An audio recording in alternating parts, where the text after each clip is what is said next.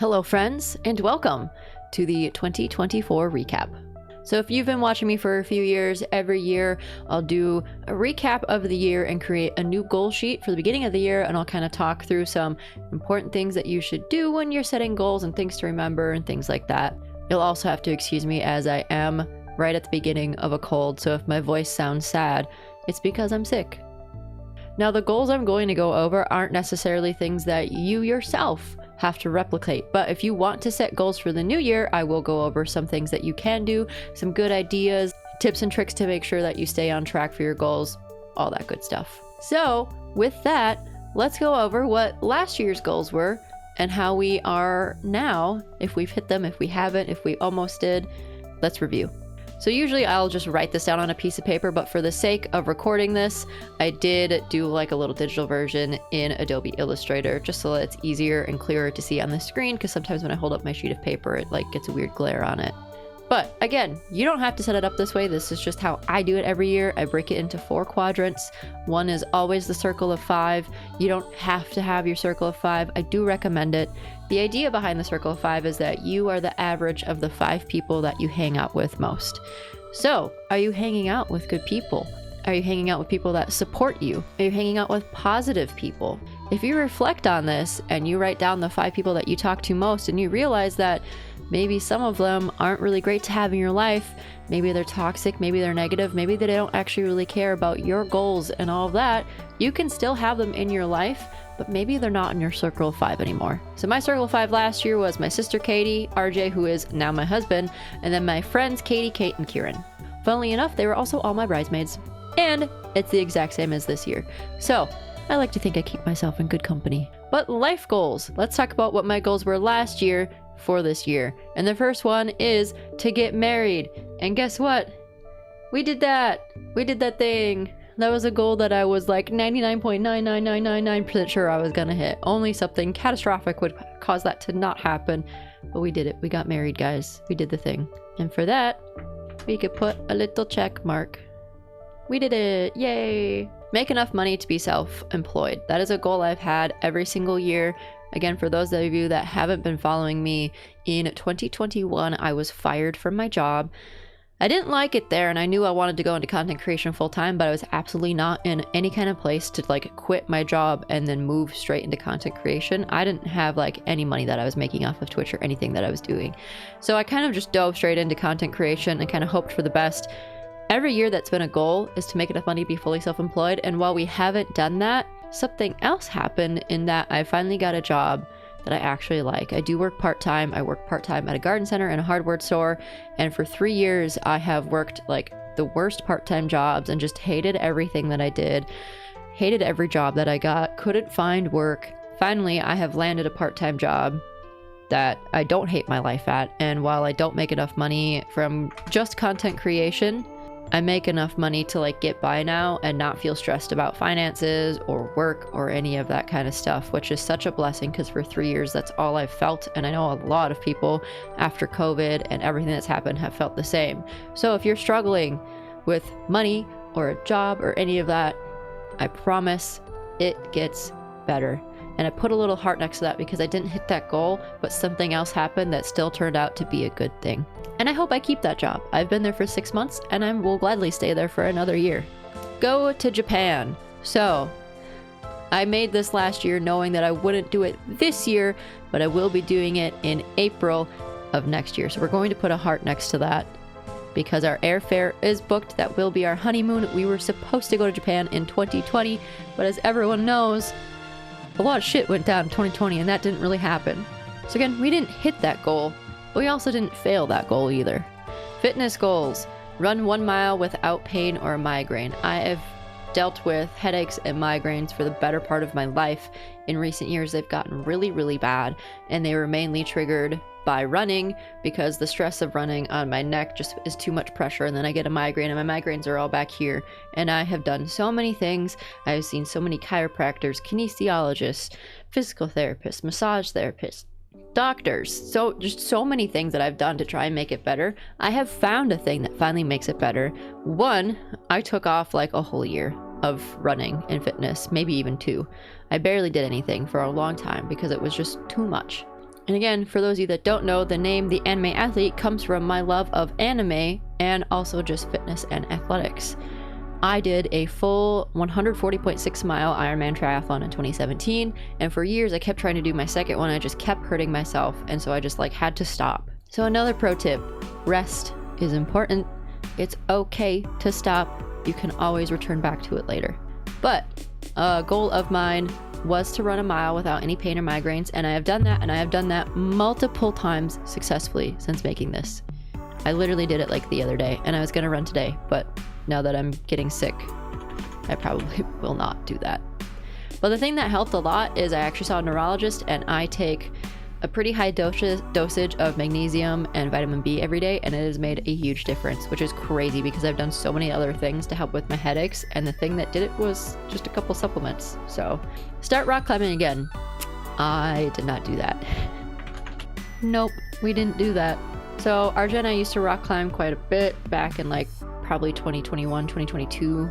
And we did a little bit at the beginning of last year, and then we just stopped doing it again. And I don't think it's because we didn't want to or didn't have time. I think it was just, it didn't end up being as enjoyable as it used to be, and we just kind of stopped going. It's not that I don't like rock climbing anymore, but I used to really look forward to it. And then it was just oh, I guess we'll go rock climbing. Start physical therapy.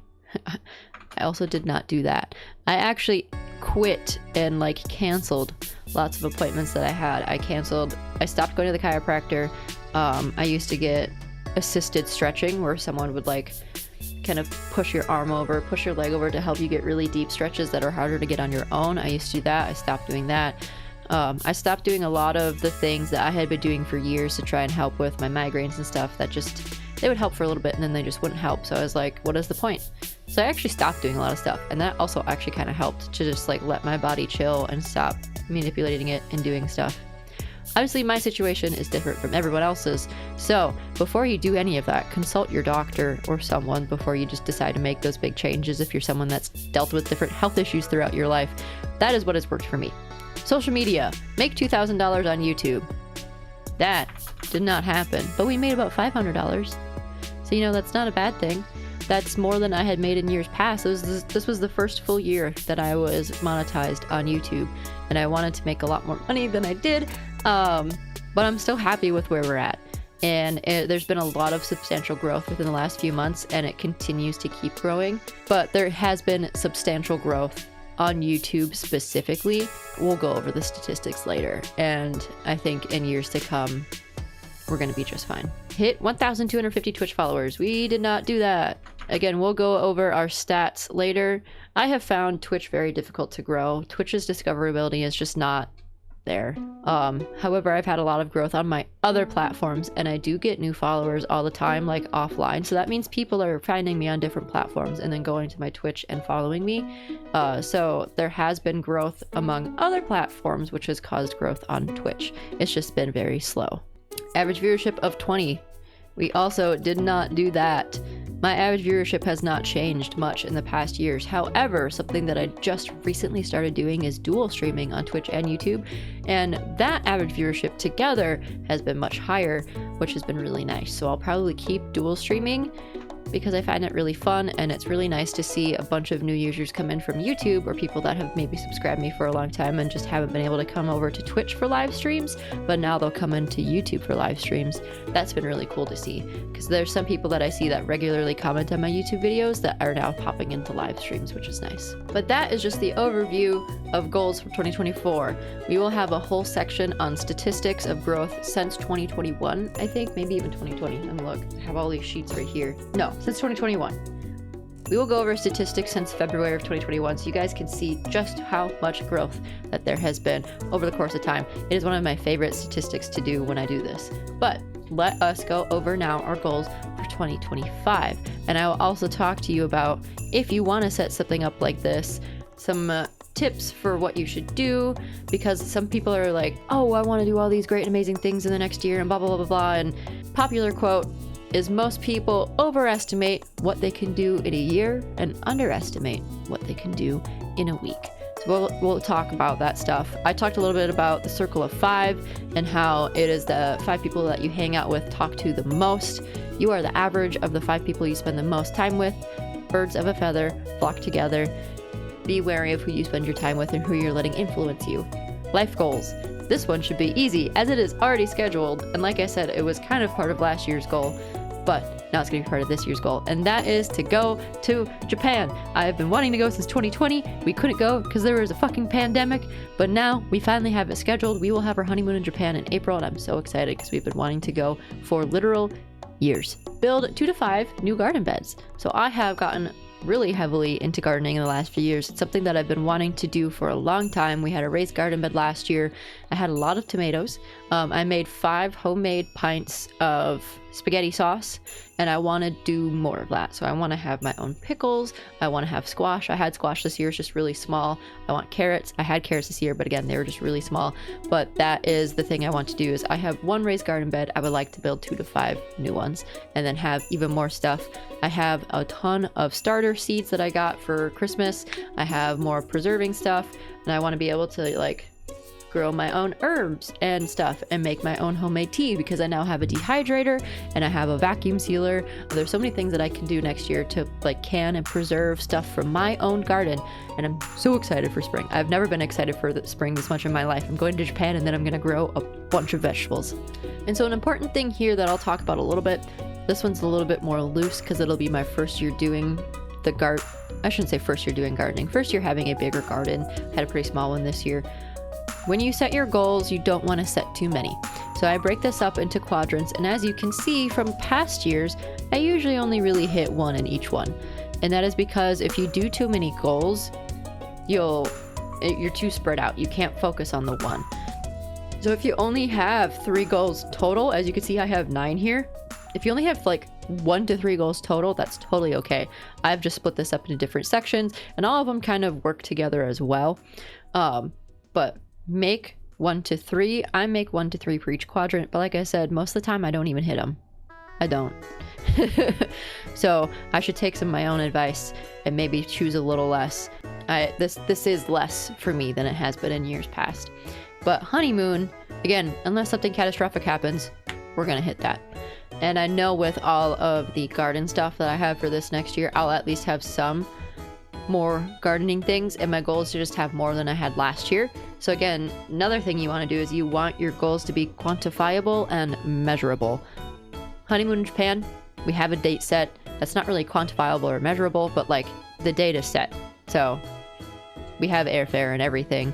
We don't have everything else booked yet, but like the airfare to get there is done. We're gonna go to Japan. But again, to make it measurable, that my main goal with gardening is going to be having more than I had last year. So if I had 5 pints of tomato sauce, if I get 6, I hit that goal. Is just to have more than I had last year. I will likely have more than that though.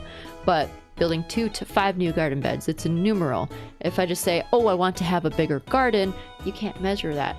I want to have 2 to 5 new garden beds, that's measurable. Also, before you go too deep into setting what your goals are, know that they don't have to be like fitness or wellness or like these big crazy goals. A lot of people's goals are very health and fitness related or lifestyle related. You can have a goal of trying at least 6 different Kit Kat flavors before next year. Your goals can be fun. You can have fun with it. They don't have to be something difficult or challenging. You can do stuff just for fun. It's allowed. I'm giving you permission. Maybe you want to watch 10 new animes next year. Maybe you want to try 1 new restaurant each month in the town you live in. Maybe you want to challenge yourself to not buy any new clothes this year. I had a friend that did that. They wanted to cut back on fabric waste because fabric and clothing waste is a huge amount of waste in America. And so they decided that anytime they wanted new clothes, they would simply make their own new clothes themselves instead of going out and buying clothes from big box stores. That's a goal you can have. Maybe you have a goal of moving towards 0 waste. Can you have less garbage bags that you throw out each month? Can you switch from reusable items instead of having plastic items? There's lots of different goals that you can have. I'm just giving you ideas. Maybe you want to try a new type of potato each month. I don't know. There's like hundreds of different kinds of potatoes though, fun fact. But the whole point of all of that I'm saying is you don't have to have fitness, life, and social media goals. You can have fun goals. It's okay. But my fitness goals as the anime athlete, as someone that has always been passionate, I guess, about fitness, sounds weird to say that, but just staying in shape. I've enjoyed running for many years. I don't know if I'll ever do an Ironman again. If the opportunity presents itself that I can physically do another one, I would like to do another one, but I'm not gonna hold out hope for it because I've had so many injuries from just doing one. But I have been slowly building my mileage back up. I've started running again recently, and I find that running in colder weather works better for me. I don't get migraines. I don't overheat. I've had heat exhaustion many times in the past, so running in the winter has been really nice. And so I started running just a little bit at a time. I started at 1 mile, and I'm literally adding a quarter mile each time I run, like the smallest increments of trying to build my mileage back up. And I would like to run a half marathon in the spring again. There's a half marathon in a city that's near me that I've ran once before, and I would love to run it again. And I would like to do that one because it is in the spring, so it should be cooler versus doing some in the summer where it will be hotter, and I don't think I will be able to do those that well. But if I don't do it, I'm not going to be mad because I'm tired of pushing myself too hard with my fitness goals and then just causing myself pain. Again, rest is important. Listening to your body is important. There's a difference between pushing yourself and pushing your muscles to the point of exhaustion and pushing your body to the point of breaking. I have pushed my body to the point of breaking probably way too many times, and I'm only 29. Don't do that. But I would like to start running 1 to 3 times a week again. Doesn't have to be every day, not even 5 days a week. 1 to 3. Some weeks it'll just be 1. Some weeks it might even be 0. Some weeks it might be 4. Who knows? On average, I want to run 1 to 3 times a week, and same with lifting. I want to lift 1 to 3 times a week. Again, quantifiable, measurable, it's easy to track. Social media. So in years past, I've had different social media goals. I've been wanting to hit Twitch partner forever. I have no idea when that's going to happen because, like I said, growing on Twitch has just not been easy. However, I've had growth on many, many other platforms. My Instagram was stagnant for a very long time, and I had 0 growth. But recently, I've had a lot of reels start to finally pick up some speed and get more views, and more people are following me from those reels. And now I'm actually seeing growth on Instagram, which I haven't seen for like 3 years. But on YouTube, I'm hoping to hit at least 7,500 subs. And again, we'll talk about our statistics in just a minute. But right now I'm sitting at like 4,300, which has been quite a bit of growth over the last few years. I'd like to hit 4,500 on Instagram. I'm very, very, very close to 3,000, which I've never hit 3,000 before. And like I said, I haven't had any growth in a long time. So to see growth happening now is very exciting for me. And TikTok. I recently, I think in the past year, finally had a TikTok blow up. And now a lot of my stuff is finally hitting the algorithm. I had 0 luck on TikTok for a very long time. And now I'm finally seeing results from hard work. So I'm hoping to hit 2,500 on TikTok. And so with that, we can segue now into my favorite segment, which is statistics. So let me switch cameras. So right now I'm going to share with you, since 2021 all the way up till now, the growth that I have personally experienced on social media platforms. And maybe if you're someone that wants to become a content creator, this can put some things into perspective of how long and how much work it will take to find growth and success on these platforms. It takes a very long time. I've been doing this for, next year will be my 4th full year, and I've only now just started seeing like money come from doing that and working towards doing that full time. But let's start with 2021. On February 4th of 2021, on Instagram, I had 2,436 followers. On Twitch, I had 19. On YouTube, I had 0. I just started my YouTube journey in February of 2021. On Twitter, I had 646. So that was 2021. The end of 2021, December 31st of 2021. On Instagram, I had 2,933 followers. On Twitch, I had 254. So that's just a few months' time. On YouTube, I had 61. And on Twitter, I had 3,620. I hit Twitch affiliate for the first time on August 27th of 2021. On December 27th of 2022, on Instagram, I had 2,920 followers. On Twitch, I had 595. On YouTube, I had 1,396 subs and 969 watch hours. On Twitter, I had 3,651 followers, and on TikTok, I had 365. Last year, on December 28th of 2023, I had 2,828 Instagram followers, 764 Twitch subs or followers. YouTube, I had 2,707 subscribers and over 4,000 watch hours. On Twitter, I had 3,404 followers, and on TikTok, I had 532. Today, on Instagram, I have 2,977 followers. On Twitch, I have 847. On YouTube, as of this moment that I'm recording it, I have 4,000 344 subs. On Twitter, I have 3,300 followers. And on TikTok, I have 1,242 followers. So my Twitter statistics have dropped over the years, and I'm kind of okay with that because I've been unfollowing people on Twitter, and I know a lot of people have been moving to like Blue Sky and Threads, and I have as well. And in the next few years, maybe I will also add that statistic as well of Blue Sky and Threads. We'll see. But Instagram has finally seen growth, and there's been quite a bit of growth on YouTube and TikTok. Twitch, there's been growth. It's not huge growth, but it's been there. And so that's been my journey since February of 2021. That was shortly after when did I get fired? I hadn't been fired yet at that point. I got fired December of 2021. So I still had a job in February of 2021 when I first started doing all of this. And I knew that I wanted to work towards it. But like I said, I was not in a place to be able to do it full time. I was still very small creator. And then a few months after starting to do all that, I did get fired, which was horrible. It was like 3 days before Christmas. I lost my job. Wasn't a fun time. Couldn't find work. And like I said, I worked a lot of different part-time jobs and did a lot of freelance graphic design work over the years. And finally, I have found a part-time job that I really do like. And working part-time gives me time to continue working on doing content creation and working towards that. And I've found a ground of stability between working part-time and having enough time to do content creation and still see significant growth and success in it. So the plan is to just stay there for now. We're gonna stay that.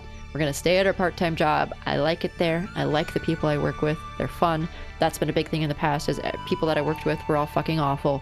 I like what I do at work. So we're happy with where we're at right now. We've found a very happy balance, and it's taken me years to finally find that happy balance. But if you yourself have goals for the new year, please tell me them in the comments below. Feel free to check out years past of what I've done for different goal sheets. Like I said, I didn't go into too much detail this year of what I've done because I've talked about it multiple times in years past. But when you're setting goals, you want them to be realistic. You don't want them to be too many, so don't spread yourself too thin. You want them to be quantifiable and measurable. Those are the 4 biggest tips I'll give you. I think in years past I had a 5th one. I don't remember what it is. I'll make one up right now. Have fun. That's always most important. Have fun with it. Again, if you don't want to have fitness goals, don't have fitness goals. If you don't want to have lifestyle goals, don't have lifestyle goals. You can have fun goals of every time I see a new fruit, I'm going to try it. And then I'm going to read the Wikipedia article on it to learn about that fruit. It's going to be more fun for you to hit your goals when you have fun with it. Maybe there's a guy that had like a Spotify Wrapped goal of having the most hours listened to on this one song or whatever.